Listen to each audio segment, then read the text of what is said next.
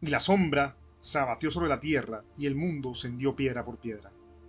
Los océanos se desvanecieron y las montañas fueron engullidas, y las naciones fueron dispersadas hacia los 8 ángulos del mundo. La luna era igual que la sangre, y el sol como la ceniza.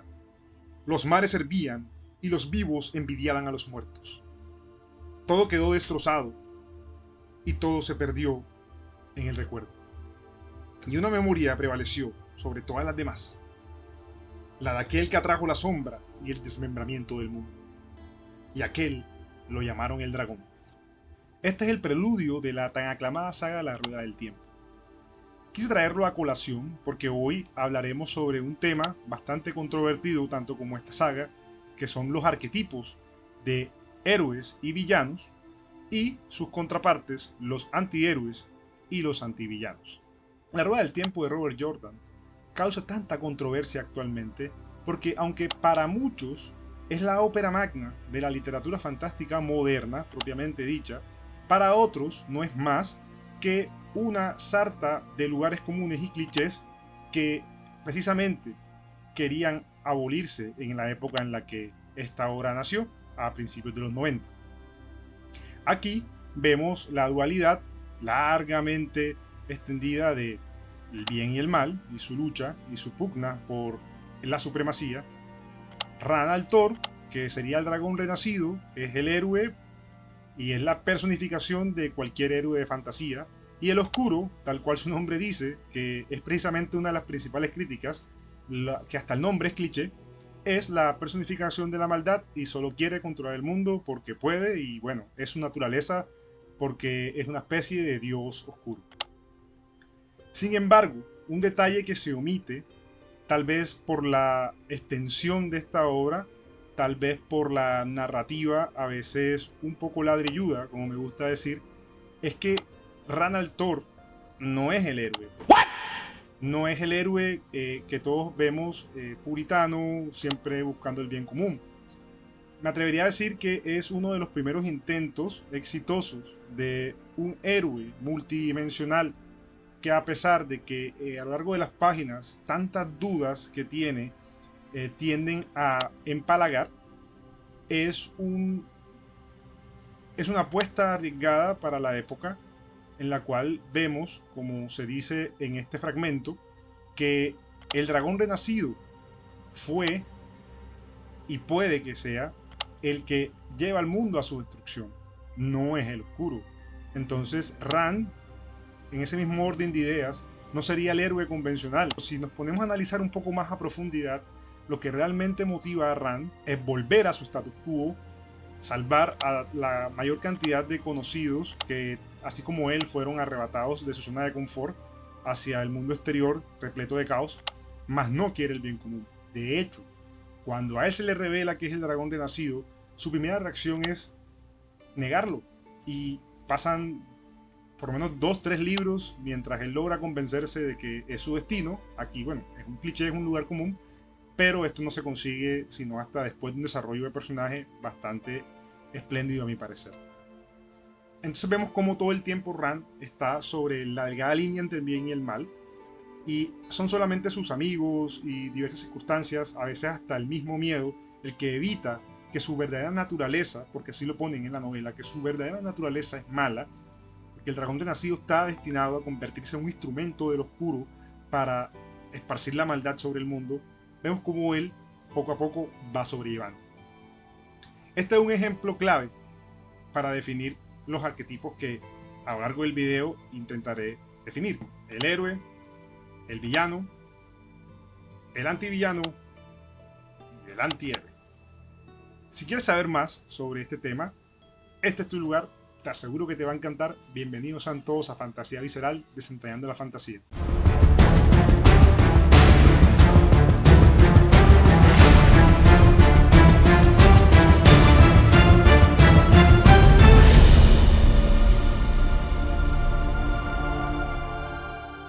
Héroes y villanos. Toda historia debe tenerlos, o al menos así nos enseñaron. Cada relato, especialmente en fantasía, parece ser la representación del eterno conflicto entre el bien y el mal.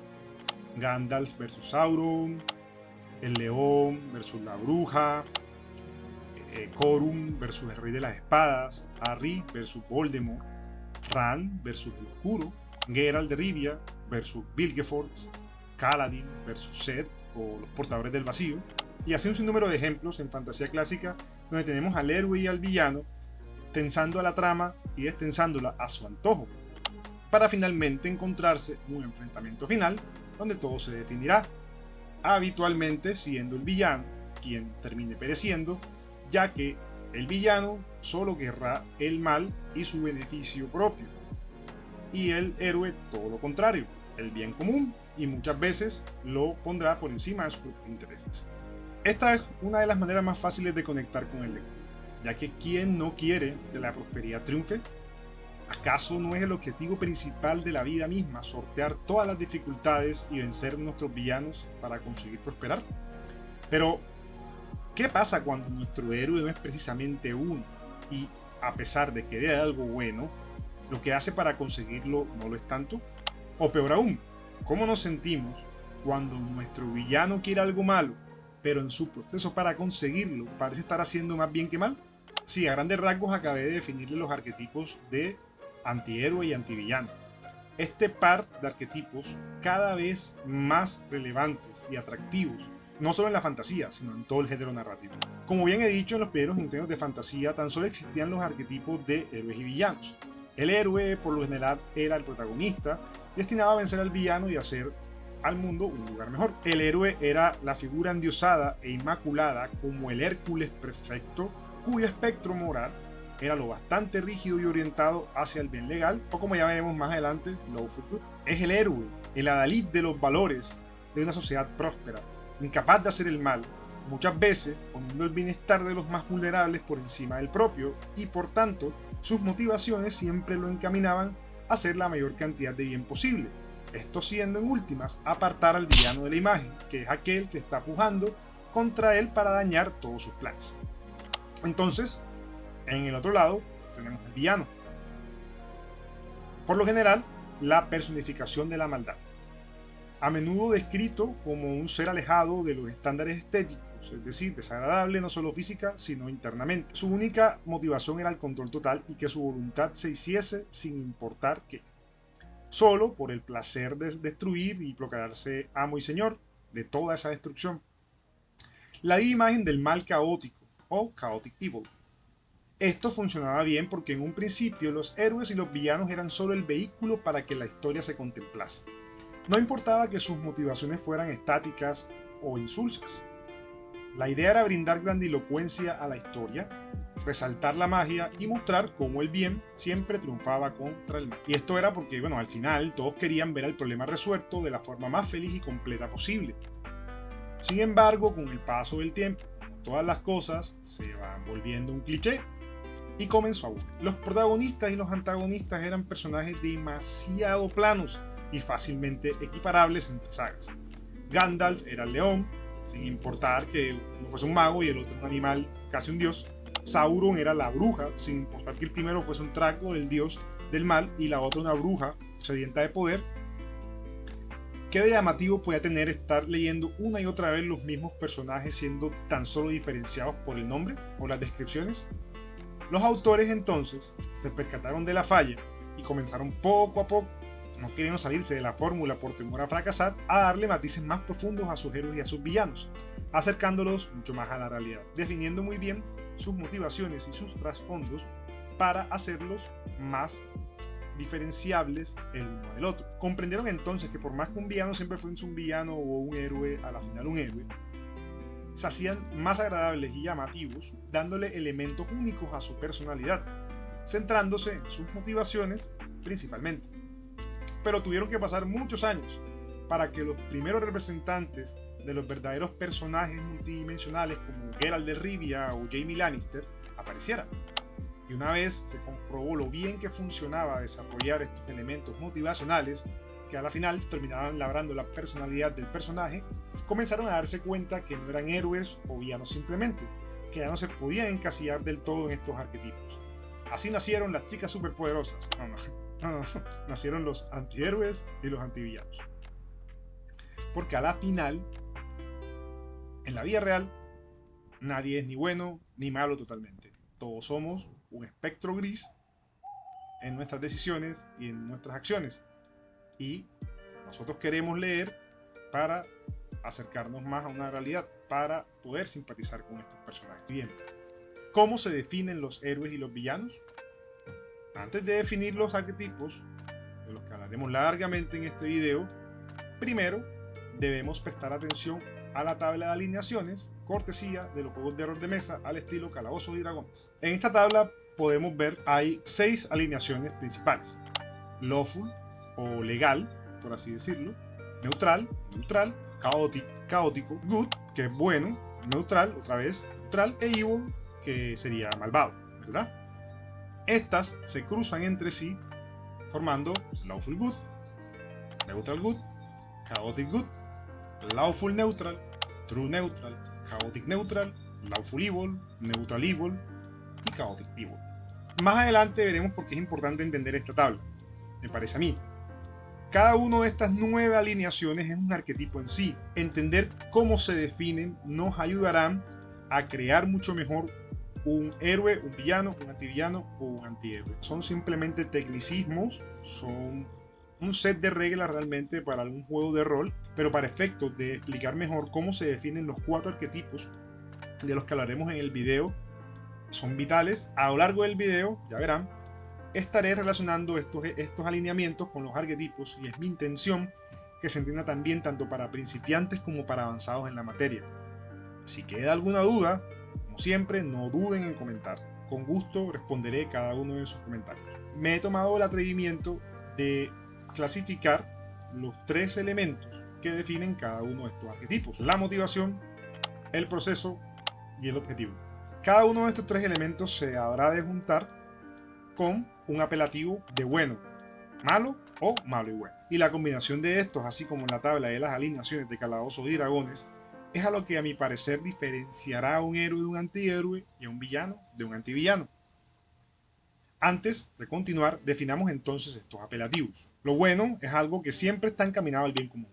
Lo altruista, lo desinteresado.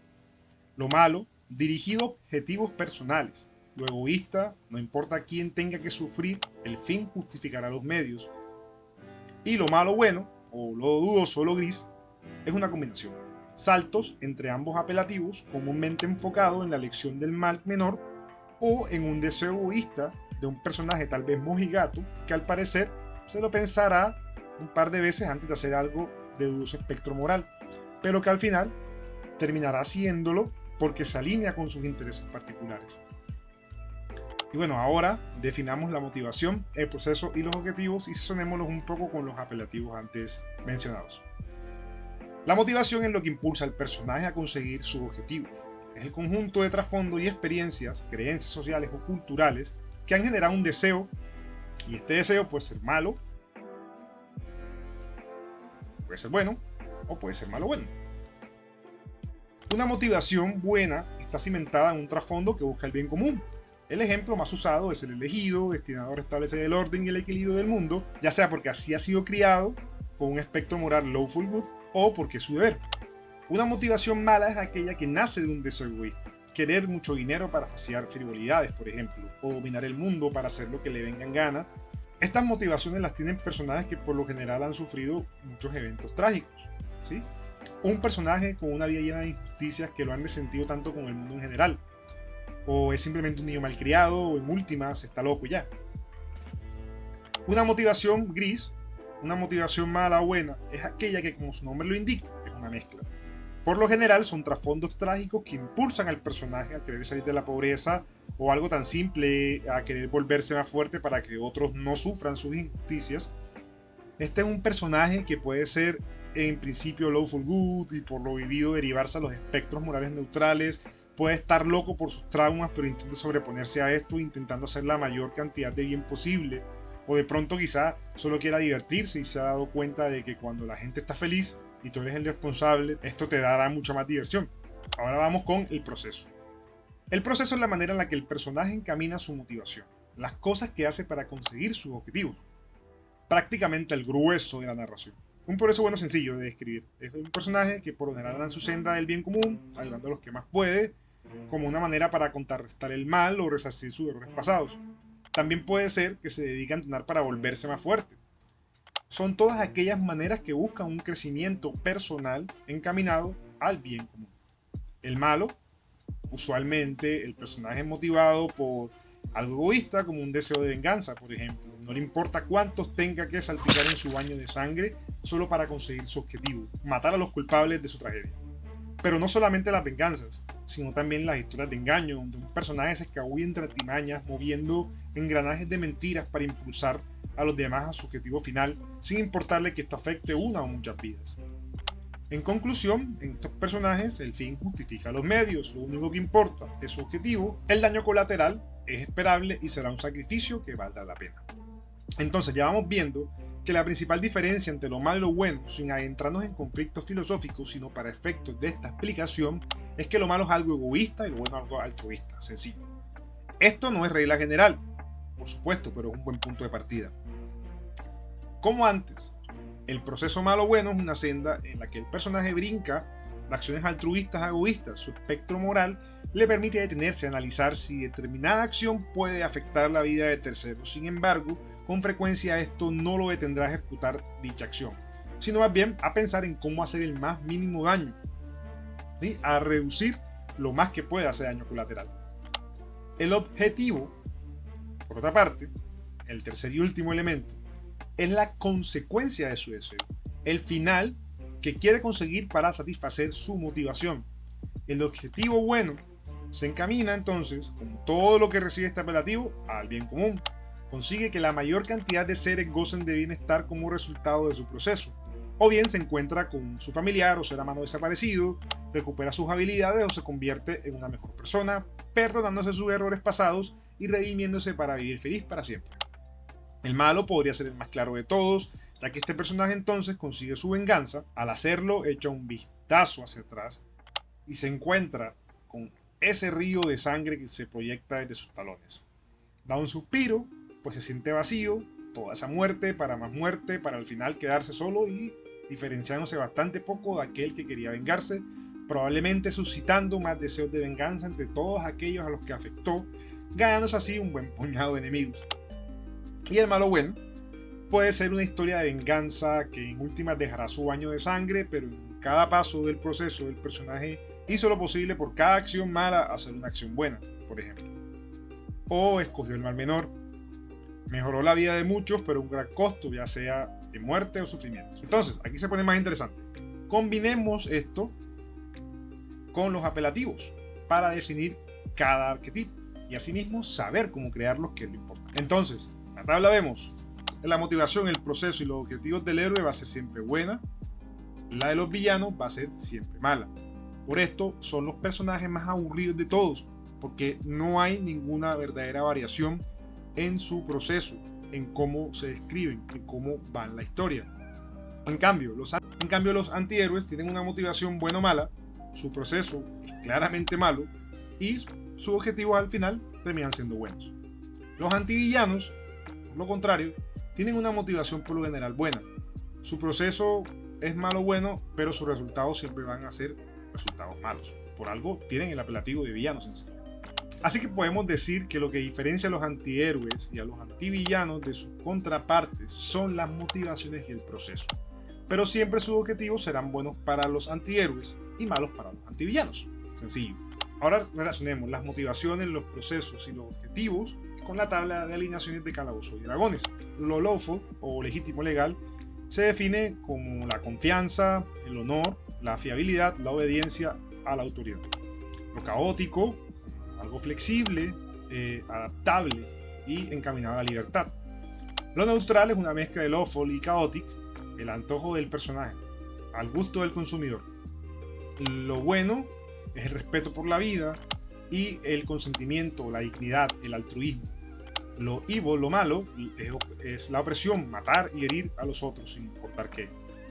Entendiendo esto, vamos rápidamente por cada alineación. Entonces, lawful good siempre son los héroes. Tienen un set de reglas orientadas al bien común. Aquí cabe el honor o la necesidad de cumplir un juramento. el arquetipo de héroe en su más pura representación.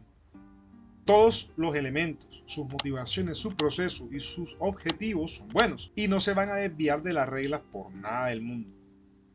Por eso a menudo son personajes paradójicos, porque es muy usual ver héroes puros terminando de complicar las cosas por no querer desviarse un poquito de las reglas. Un perfecto ejemplo de esto es Aragorn del Señor de los Anillos. Neutral Good también son héroes. Hay respeto por las reglas, pero si es necesario doblar ciertas reglas para obtener el bien, lo hará encantado.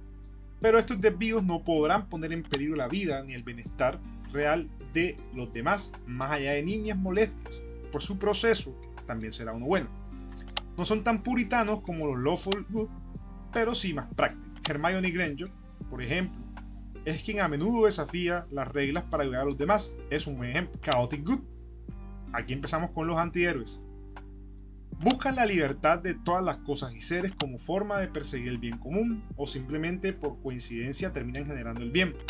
No les dolerá provocar cierto caos para lograrlo y bueno, en ocasiones herirán o vulnerarán el bienestar de los demás. Los antihéroes por excelencia, cuya motivación, como se ve, es buena y aunque su proceso no lo es tanto, su objetivo, vaya que sí. El mejor ejemplo en fantasía, aunque no en literatura, será Jack Sparrow. Es un pirata excéntrico y astuto que, a pesar de su naturaleza caótica, a menudo termina ayudando a otros.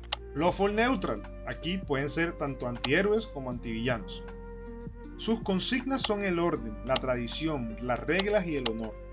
Las seguirán sin importar que éstas lleven al bien común o no, solo cumplen su deber. Los perfectos ejemplos son los soldados, los mercenarios o los jueces. Los Lawful Good, a diferencia de estos, buscan siempre el bien común. A los Lawful Neutral no les importa, con tal de solo seguir sus órdenes.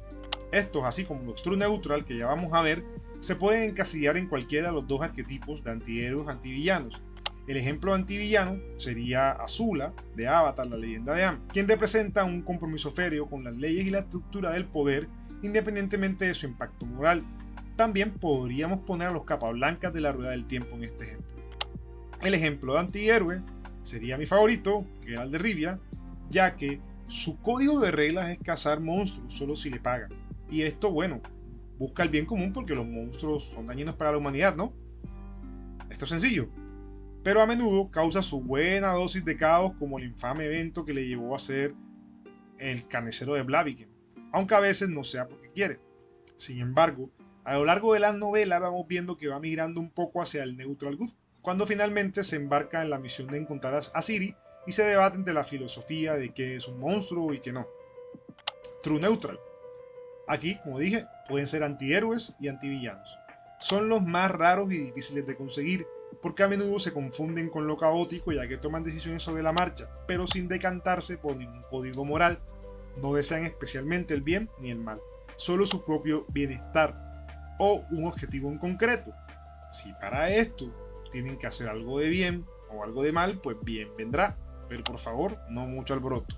Esto puede ser antihéroes y antivillanos, como ya he dicho, pero no hay real distinción, solo sus objetivos o más bien las consecuencias de sus actos. Pues por definición ningún True Neutral tendrá un objetivo de entrada, solo acontecimientos producto de sus acciones. Serán entonces antihéroes si estos productos son buenos o antivillanos si son malos. El mejor ejemplo de antihéroe sería Brandon Stark, desde luego después de su transformación, ya que adopta una perspectiva más neutral y omnisciente sobre los conflictos, enfocado en la preservación de la historia. Y de antivillano me parece a mí el infame Dr. Manhattan de Watchmen, quien es un ser omnisciente y apático que se mantiene neutral en los conflictos humanos, careciendo de preocupaciones morales y se convierte en una verdadera molestia para los antihéroes de la película. Encontrar ejemplos de antivillanos con alineación True Neutral no es sencillo en fantasía. Si tienes un mejor ejemplo, no dudes en hacérmelo saber en los comentarios y bueno, discutimos más al respecto si se les antoja. Neutral, Evil, por excelencia los antivillanos. Estos son los de peor calaña, los más difíciles de diferenciar, todos los que son Evil o Chaotic. También toman decisiones sobre la marcha para conseguir cierto objetivo en concreto, pero a diferencia de los True Neutral, prefieren el caos como un proceso para conseguirlo y por lo general para objetivos malvados. Estos son los antivillanos por excelencia, como ya he dicho, porque aunque su motivación no importe, sus procesos dudosos y sus objetivos por lo general son malos, ya que solo causan caos. El gato de Alicia en el País de las Maravillas es un personaje misterioso y travieso que sigue su propia lógica y disfruta causando desconcierto y a menudo cierto caos en la pobre Alicia. Este es un buen ejemplo de un Chaotic Neutral. Lawful Evil y Chaotic Evil son los villanos por excelencia, ya vamos a ver. Siguen un set de reglas, claro, su propio beneficio a toda costa. Sus decisiones sí que son premeditadas y van encaminadas a su bienestar, sin importar qué tantas cabezas tengan que rodar. Son más bien malvados por su egoísmo como los True Neutral, pero como los Chaotic Neutral no les importa causar el daño que sea necesario para obtener su bienestar o el de las personas que les interesa. El mejor ejemplo de esto sería nuestra adorada Cersei Lannister, ya que muestra un fuerte apego a las estructuras de poder y siempre utiliza la manipulación y la crueldad para alcanzar sus objetivos personales, que son mantenerse en el poder y tener el bienestar garantizado de sus hijos, aunque todos perezcan y al final cuando se los matan a todos se termine convirtiendo en una Chaotic Evil en excelencia. A los Chaotic Neutral les encanta incitar el caos. Son villanos también en toda la extensión de sus palabras. Son los más usados en fantasía, ya que tienen una motivación clara y los hace narrativamente útiles. Sin embargo, su proceso y su objetivo serán malos. No dejarán de ser los malos del paseo, por más multidimensionalidad que le demos, terminarán encasillándolos siempre como aburridos y hasta molestos, y el único posible interés que tendrán los lectores en este personaje será la promesa de que en algún momento morirá, preferiblemente de una manera cruel, por favor, cómo no.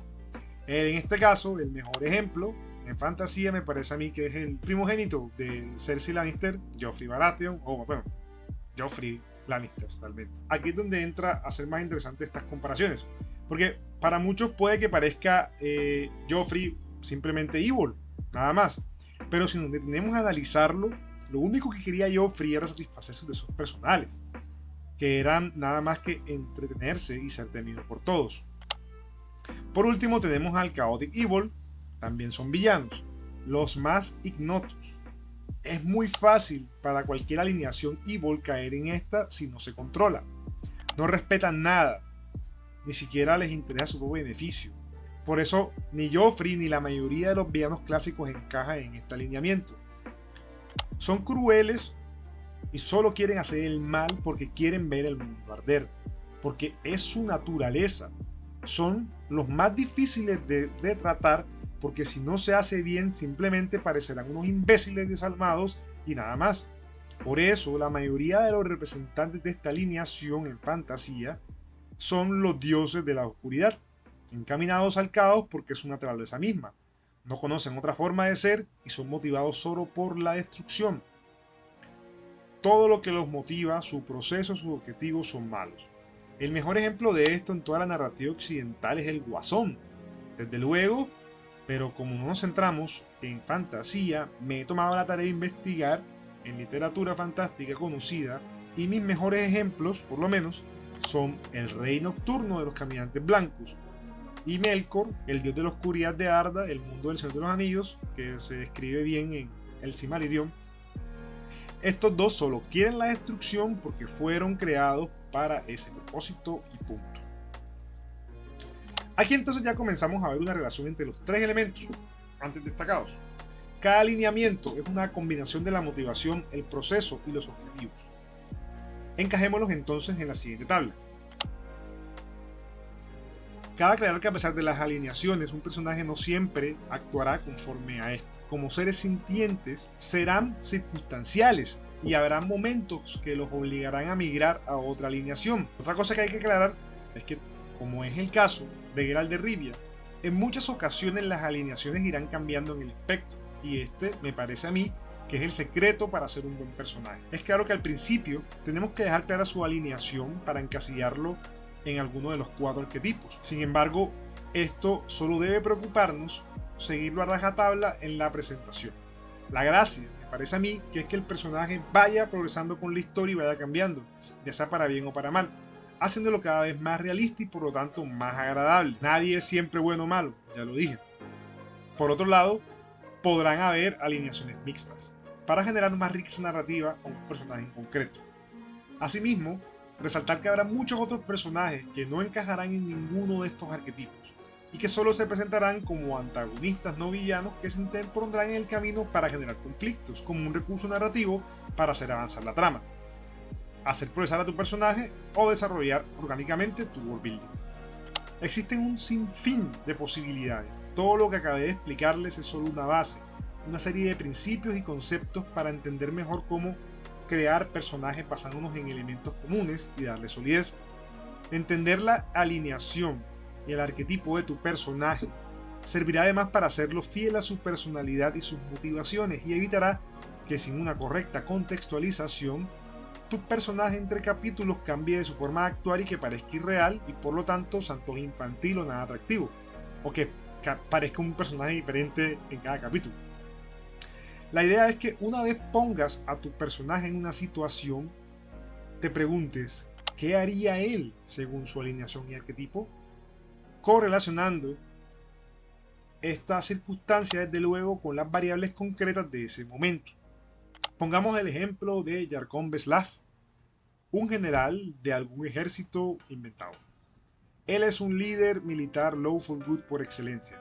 Sigue los estrictos códigos de conducta militar y se rige por la idea de que el honor y la lealtad son la cúspide de realización de cualquier persona, ya que el rey al que sirve le inspira la más ciega de las lealtades, pues es el rey un hombre justo y que ha llevado el reino a la prosperidad.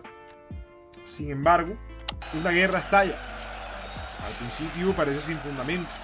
El reino vecino ha atacado una aldea sin importancia, sin previo aviso y sin aparente motivo, como ya he dicho.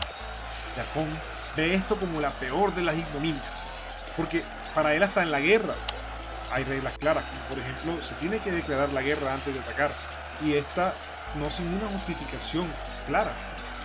Impetuoso entonces se lanza a la batalla contra el enemigo, pero pronto se da cuenta de que el ataque de la aldea pareció ser perpetrado por su mismo rey, para tener la excusa de entrar en la guerra con el reino vecino, por intereses económicos o políticos, el que sea. Las sospechas son robustas, pero Yarkon no tiene pruebas, así que antes de tomar cualquier decisión a la ligera, lo somete todo a una exhaustiva investigación. Otro personaje, por ejemplo un Chaotic Good, se enfrentaría al rey sin más. Se infiltraría entre las filas enemigas para averiguar mejor, pero no, Yarkon Veslav no. El héroe por excelencia no se rebajará. Sus investigaciones dan fruto. El rey es quien está detrás del ataque a su misma aldea. ¿Qué debería hacer? Él es el general de los ejércitos. Así como Yarkon profesa tanta lealtad al rey, sus tropas le profesan lealtad a Yarkon.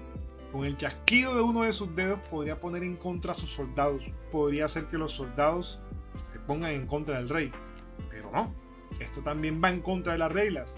Lo ideal sería encontrar testigos y armar un caso para exponerlo en un tribunal y juzgar al rey. Sí, claro. A ver, inténtalo, Yarkon, tú puedes. ¿Quién se atreverá a juzgar al rey?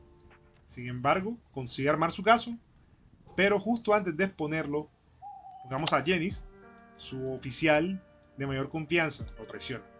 Genis es un Chaotic Neutral.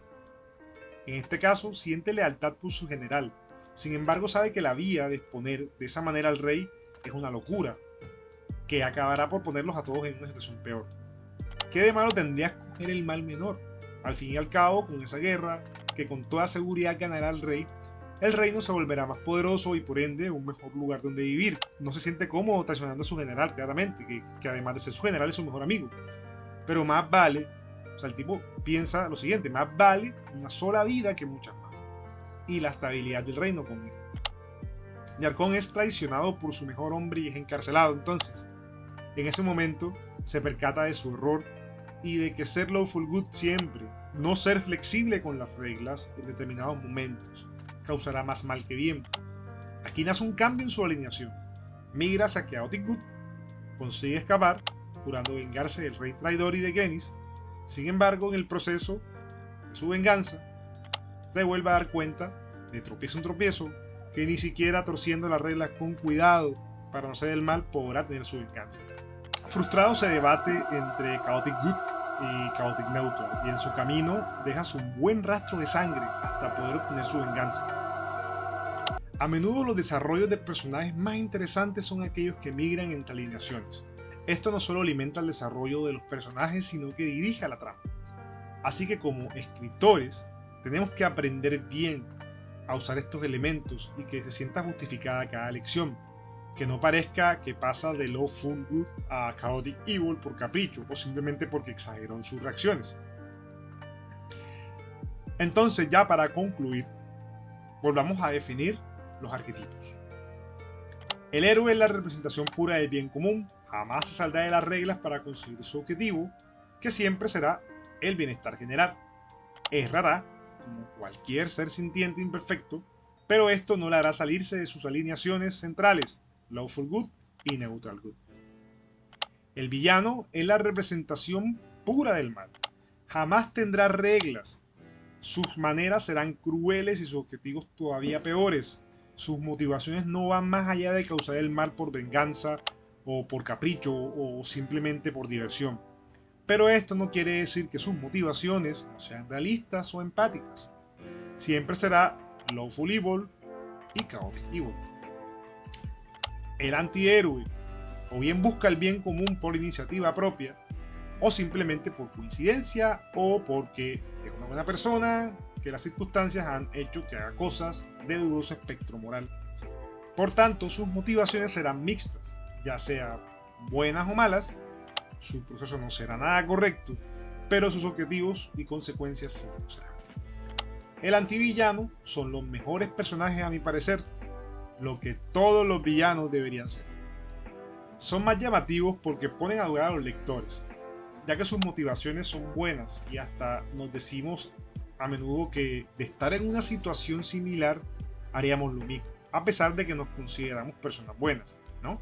O sea, generalmente los villanos no se consideran a sí mismos villanos, ni tampoco los antivillanos son víctimas, incluso héroes, por paradójico que esto suene. Por esto, son los más realistas, los antivillanos, porque ¿qué persona del mundo real, por más mala que parezca, querrá ser considerado el villano? El problema es su proceso, que puede incitarlo bastante al caos como para comenzar a ser despreciados. Por más justificados que estos actos estén, y más problemáticos sean sus objetivos y sus consecuencias, y cada vez más caóticas. Pero bueno, ¿habrá que culparlos? Y bueno, esto ha sido todo por hoy. Un video un poco más técnico y académico que los anteriores, podría decirse. Pero es que este tema es tan escabroso y tiene tantos matices que es necesario tener axiomas para no perdernos en preguntas filosóficas o morales. Si tienes opiniones contrarias o similares, no dudes en hacérmelo saber. Siempre disfruto leyendo sus comentarios y contestándolos. Espero que les haya gustado. Si es así, no te olvides de darle like y suscribirte. Ayudará muchísimo a mejorar mi visibilidad en la plataforma y a seguir haciendo, si cabe, con más motivación este contenido que tanto nos apasiona. Sin más, hora de crear unos cuantos antihéroes y antivillanos. Hasta la próxima. Nos vemos y gracias.